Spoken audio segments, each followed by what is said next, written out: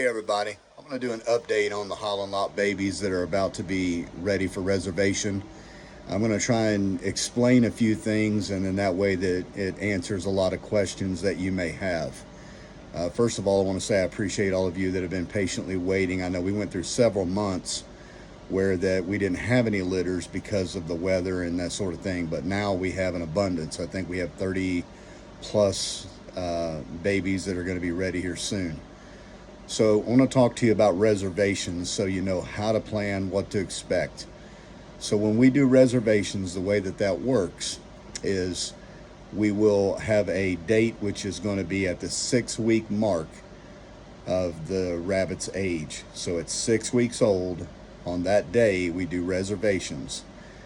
Sometimes it may be 6 weeks in one day. It may be one day short of 6 weeks. We try to hit that 6-week mark, but sometimes if it depends on like what's going on in my life, busy schedule, or if it falls on a weekend, things like that. But you get the point. So it's 6 weeks old. What I will do is either that day of, which that's when things are super busy, typically a few days before or the day before reservation day, I will post the pictures of the individual bunnies. That way you can see their colors, you can see what they look like overall, you can see what their sex is, and you can see what the price is for that particular rabbit. They typically will range between 80 to 120. That's usually the price range that we have on our bunnies. Most of the time they're going to be between 1 to 120. So once I post those pictures, we encourage you to look at them, determine like, is there a particular sex that you're looking for? Narrow it down to, is there a particular color that you're looking for? What's the purpose? If you're wanting to show it, you may want to look for more show quality distinctives, more breed standard distinctives. If show quality is not as important to you, and you're really looking for a pet and color matters. So take all that into consideration when you're looking at one. If you have any questions about a particular rabbit, you can always reach out to me and say, hey, I don't really know what I'm doing here. Can you give me some advice? And I try to spend as much time as I can. Obviously, I don't have an unlimited amount of time, but I do try to spend a lot of time with people explaining these things. So the way that reservations are going to work is on the day that reservations are set. For this particular go-around, at the time of recording this video, it is February the 6th. So just in a few days, that will be our reservation day on Thursday. What I tell people to do is keep an eye on the updates on our Facebook page. This is where we update first, and you'll see the photos. You'll be able to text me on the morning of reservation day. Like I said, this month just happens to be February the 6th. I may use this video for future reservation information, but nonetheless, on that morning of reservation day, if you need to set your alarm, if you need to set it on a calendar reminder, I encourage you to do that, because here's the thing. I don't have an unlimited amount of rabbits. Now this go around, I do have a lot, but I don't always have an unlimited amount of rabbits. And so if I have one chocolate and white, or one gray, one blue, I got one blue otter, or I've got certain color, and I only have one of that rabbit, and I have 10 people that want that rabbit, obviously somebody's going to be disappointed, and I can't prevent that, because I can only produce what the rabbits produce. So with that being said, I would advise you on that morning of, I start taking text messages as early as 6 o'clock in the morning. And if you want to get the draw on whatever rabbits that you want, this is the way it works. You send me a text message, you say, hey, this particular mom's litter, this particular color, or send me a screen capture of the rabbit that you saw that you wanted. And once you make the deposit is $50. It's non-refundable. That way, if you back out and you decide at the last minute, it doesn't mess up somebody else who would have bought it. So it's a $50 deposit. Once you pay that $50 deposit, that rabbit is marked as your rabbit. You shouldn't have to worry about anybody else getting the rabbit. It's yours. Once that is done, I will ask that you send me your email address. And the email address that you provide to me, I will send a packet of information, which is all the instructions that you could just about ever need on how to raise them, how to care for them, what type of housing works for them, what is the types of feed that you shouldn't feed them, what you should feed them. There's just a ton of information. It's over 17, probably closer to 18 years now of my own personal experience with breeding thousands of rabbits. And we've worked with all different breeds besides Holland Lops, but that is all we breed now. So I will send that information to you. What that will allow you to do is they get picked up at the 8-week mark. During that 2 weeks, from 6 weeks till 8 weeks, you have 2 weeks to get their housing set up. If they're going to put them in the house, you got a room you're going to put it in, a back porch. If you got some place or location, it allows you the time to get everything that you need. Now, I will caution you not to jump the gun and go out and buy a bunch of stuff just because you read a few things on the internet. I'm always telling people, be very careful what you read on the internet, because you can find 10 different people saying 10 different things, and some of them may have owned one rabbit in their lifetime or may have absolutely no experience whatsoever. So it's best to wait and make sure you're buying the right stuff. I can't tell you how many times somebody has showed up to pick their rabbit up and then they realize, man, I bought the wrong cage or I bought the wrong setup. And I don't say that in no disrespect to anybody, but I just hate to see people go out and spend money that they don't have to spend on things that they got to return and get something else if they can return it. So we do use a specific type feed that we recommend, highly recommend. There are a lot of feeds we do not recommend, and as a matter of fact, we ask you to steer away from because of the bunny's health.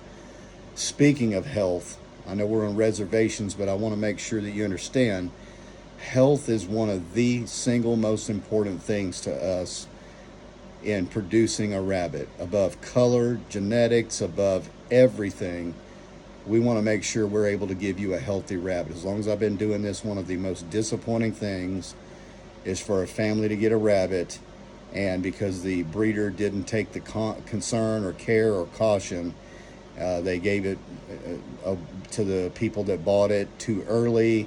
It wasn't completely healthy and it dies. That, especially if there's a young child involved, it's just a terrible experience. So that is something that we really strive for, and that's what we want to make sure of above everything else, that you get a healthy rabbit. So back to the reservations. So with the reservations, we typically will take a deposit via Cash App, PayPal. I don't do Venmo. I don't do Zelle. I never have been able to get Zelle to work correctly. If you live close enough and you want to drive by, and if you feel more comfortable to make a cash deposit, you're welcome to do that. If I have the free time to meet with you, because we only do by appointment, and you want to come by the rabbitry and you want to see the rabbit in person, just be mindful that if someone else reserves the rabbit before you can get there and places the deposit, you may miss that opportunity to get that rabbit. So you just keep that in mind, because I'm not opposed to people seeing the rabbit before that they actually purchase it. I try to provide people with plenty of pictures and all of that so they know what they're getting into. While we're talking about reservations, this will play into your decision, so I'm going to mention it now. One of the number one questions that I get from people when it comes to picking a rabbit is temperament. And I will tell you the same thing I tell a lot of people when it comes to rabbit temperament. No breeder can guarantee you that a rabbit will have a particular type of temperament. Sometimes people get the idea that if it's handled a lot and such as that, that will completely change its temperament. That does not completely change its temperament. And as a matter of fact, sometimes too much handling during the weaning stage and all of that can actually negatively affect the rabbit's GI system, which in the end can cause GI stasis and a lot of other things. I don't have time to get into that. I will just tell you this, that you want to make sure that when you get ready to reserve your rabbit, that you're aware of the fact that temperament is something that nobody can guarantee. Now, with that said, the reason that I breed Holland Lop rabbits is because they tend to have a much better temperament than most any other rabbit I have worked with. You can get a mini Rex with a really good temperament. You can get a Netherland dwarf with a really good temperament. But by and large, for the most part, of all of my many years of experience of working with just about every breed there is, I've had a much better outcome with temperament with Holland Lops. So if temperament is a concern, and I understand that it can be, just remember that not myself and nobody else. Here's what I tell people all the time. If you walk into the hospital and you run into a mother who's just had a baby 3 days ago and you say, hey, is this baby going to grow up to be the next president, or is this going to be Jeffrey Dahmer? The mom, in confidence of her raising skills, may say, oh, there's no way it's going to turn out to be a terrible person. But you get what I'm saying. Nobody has the ability to guarantee how a child's going to turn out. And it's much the same with a rabbit. Now, with that being said, the way you care for it, the way that you treat it, all of those things will play into it. But here's what I'm talking about when I say temperament. There are some owners who may want to cuddle a rabbit, hold it in their lap the whole time they're watching a 2.5-hour Netflix video. There are some rabbits that'd be cool with that. But there are some, because of their individual personality, may not want to be held for 2.5 hours. Maybe they're more comfortable being on the floor. They don't mind being picked up every once in a while. Some don't like to be picked up all the time. It's just one of those things. It's kind of like some dogs are that way. Some cats are that way. I have got grandkids that are that way. Sometimes I have some grandkids that they can't wait to sit in my lap, and others that want to sit on the floor and play the whole time. So you just have to keep those things in mind. That's what I mean by temperament. And there's no way to guarantee that you're going to have a cuddly, snuggly rabbit. And I will say this, and I don't mean no harm by it, but if what you're wanting is a rabbit that you can, hold 24/7 and snuggle it and never have it pee or poop or clean up after it, you would be much better off to go down to Walmart or someplace and get a stuffed animal. Because that's unrealistic. Now, along with the reservations, I want to explain to you something else that plays into the second biggest question that I get. And there's a reason why that this is tied to reservations, because you need to be able to make the right decision. The second biggest question I get is, how big will they get? Well, I can't guarantee until the rabbit's full grown how big they get. If you read on the internet, you may get 4 different sites that tell you 4 different things on the weight and size. I tend to do a little more free feeding on my rabbits because of the setup and what I'm trying to accomplish. So my rabbits may tend to be a little bit on the healthier side. They may have more weight to them. I don't hold back feed, and I'm not trying to show my rabbits on the show table and keep them at a certain kind of weight.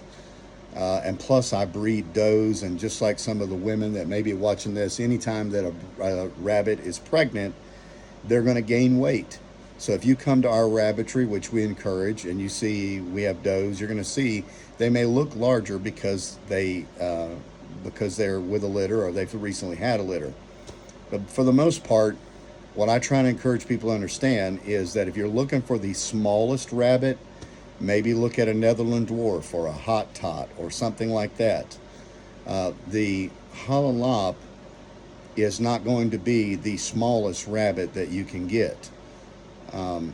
They are a smaller breed, and they carry the dwarf gene. So if you do any research, you'll find they do carry that gene. Sometimes they can miss that gene, and they may not carry, they may not get that gene in the breeding process, but for the most part, they do. All of our rabbits are purebred. They have proven lines that I've been working with for many years.